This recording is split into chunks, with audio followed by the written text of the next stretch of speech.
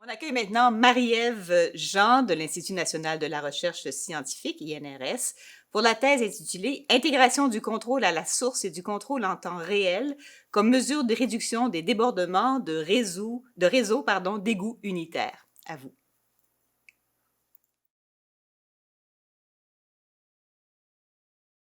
Bonjour à tous. J'aimerais commencer ma présentation d'aujourd'hui en vous faisant travailler un petit peu. Vous rappelez-vous du cycle de l'eau?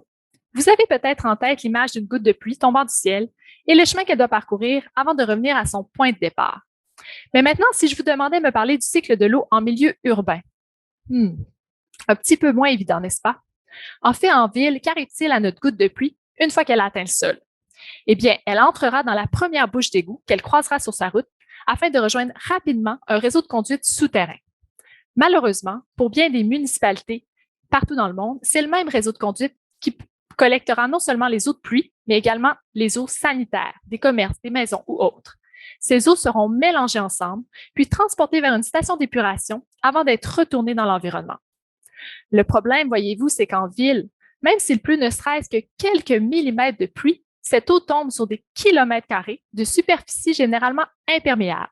Et donc, au final, ce sont des milliers et des milliers et des milliers de mètres cubes d'eau qui doivent être gérés.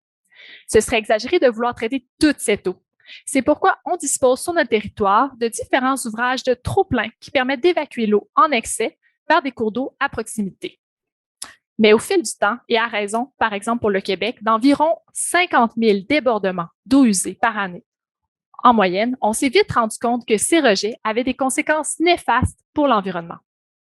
Avec ma thèse, j'essaie donc de revoir le cycle de l'eau afin de réduire les débordements d'eau usée. Comment? Eh bien, je fais l'intégration de deux types de solutions. D'abord, les solutions vertes, qui sont des aménagements de plantes disposés sur différents étages de sol et qui permettent de faire de l'infiltration, de la rétention et de l'évapotranspiration. Résultat, on réduit les volumes d'eau à gérer et on peut verdir nos villes. L'autre solution que j'analyse est le contrôle en temps réel, c'est-à-dire la mise en place dans notre réseau d'ouvrages souterrains qui permettent de retenir ou bien de rediriger l'eau de manière automatisée afin d'utiliser l'espace disponible sous nos pieds à son plein potentiel. Pour analyser ces solutions, j'utilise des modèles informatiques qui se basent sur de vrais cas d'études et de vraies données de pluie historiques.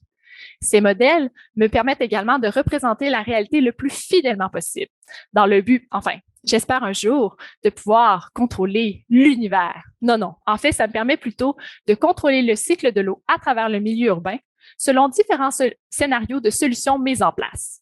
Déjà, mes résultats ont montré que l'intégration des solutions vertes et du contrôle en temps réel permet de réduire les coûts d'environ de moitié par rapport à l'utilisation de solutions plus conventionnelles. Alors, le cycle de l'eau des villes de demain n'a certainement pas fini de nous étonner, n'est-ce pas? Merci beaucoup. Merci Marie-Ève de travailler pour nous à une ville éponge qui se contrôle automatiquement.